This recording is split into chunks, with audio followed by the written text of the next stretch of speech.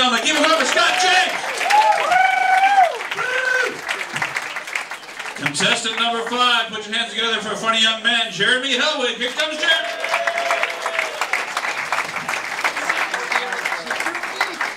Hey, Funnybone. So I was reading the news recently, and there's this big, exciting announcement from science. They figured out how to turn bone marrow into sperm. And I was like, don't we have way too much of one and not enough of the other in the other direction? Because I don't know about you guys, but I've never had reason to say, there's bone marrow everywhere.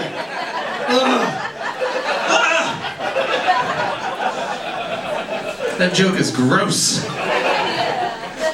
I also saw another thing, there was an ad that asked a bunch of people, what would you do if you could be the other gender for one day? And here, verbatim, are the answers they printed. A man said, shopping, shopping, shopping. I'd see what's up with all that shopping. And a woman said, I would play video games all day and ignore my girlfriend. And I like to think that's the same couple just trapped in an unhappy relationship. Like she goes, I would leave all the toilet seats up, ha ha ha. He goes, I would talk to my god-awful mother every goddamn day. And she goes, I would ignore all the signs my girlfriend's cheating on me. And he goes, I would take all the tampons and I would, wait, what did she say? But all the answers were like that. There were things you could do now regardless. Like one guy said if he was a woman, he would learn how to cook. It's like, seriously, you've got a vagina for 24 hours. You're gonna take a class at the community college? That's your plan. But I guess it makes sense because it's not like they could print, I'd come on my own tits for once. I don't think they could put that in the newspaper. At least not the Post, Riverfront Times, maybe, I don't know. Okay, so here's what I would do. Okay, if I had a vagina for one day, someone's putting a dick in it. That's what's happening. I don't know who, but you know, it's curiosity, right? And the saying, curiosity killed the cat, that's about pussy. I don't care, it's a rental, whatever.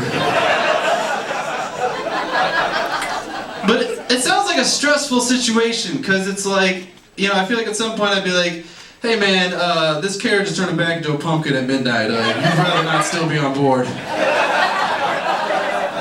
I don't know how that works. I don't think the doctor can help. Yeah. So I was telling this guy that I know that recently that if I was a woman, I would have sex with men. And his answer was, that's gay. If I were a woman, I only have sex with other women. I was like, how is that less gay than what I said?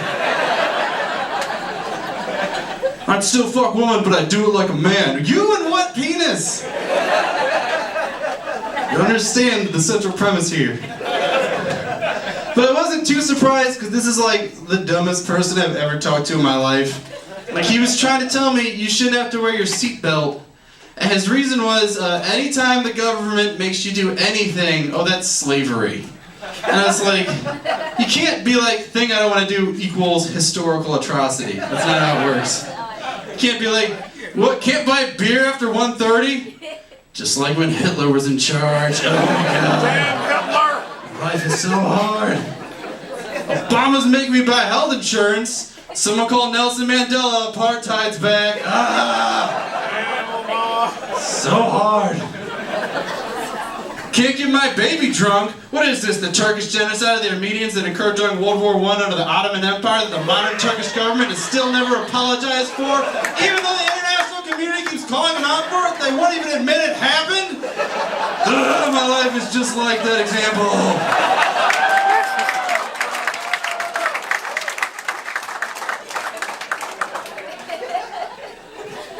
So in college, I went and saw the Vagina Monologues.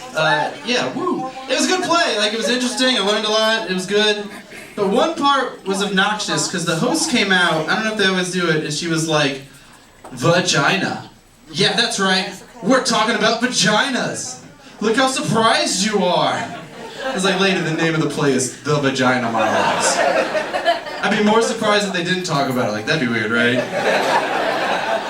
You're like, they just sang songs about cats for 2 hours. What? hell was that? And then the next year, the Women's Resource Center, they put on the sequel to the Vagina Monologues. And I don't remember what it's called. It's a real thing, but in my mind, it's Vagina Monologues 2, Secret of the Ooze.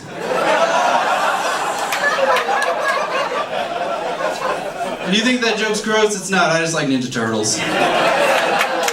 That is. So, not tonight, but often at open mics, there's new comics, and they don't know how to hold the mic right. Like, they'll hold it, like, down here, and you can't hear them. And I always want to be helpful, so I'll be in the back trying to gesture, like, hold it close, hold the mic, put it, and it just looks like I'm back there just going, ah! Fuck you, new guy, ah! Suck a dick, new guy. It's never as helpful as I think it's gonna be. Yeah, speaking of awkward things, me doing, god damn it. Did not even mean to do that. Speaking of awkward things me doing, I was at a bar recently and I accidentally sat on like a tiny piece of glass and I cut my butt cheek a little bit. And it hurt, and I took care of it. But then 10 minutes later, I went back to the bathroom to make sure I'm doing all right. And there's normally nobody in this bathroom, so I didn't even look up. I just immediately reached my hand down my pants. I pulled it out, looked at it, and went, oh, good. I look up, there's 4 guys waiting to use the urinal. Was looking at me like, what is happening?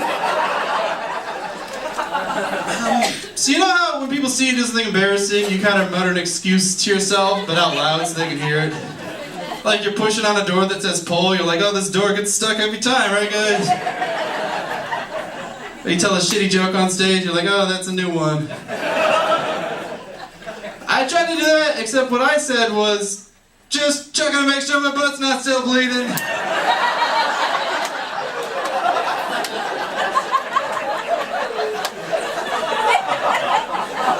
Because it was earlier. Alright, you guys have been fun. My name's Jeremy. Have a great night.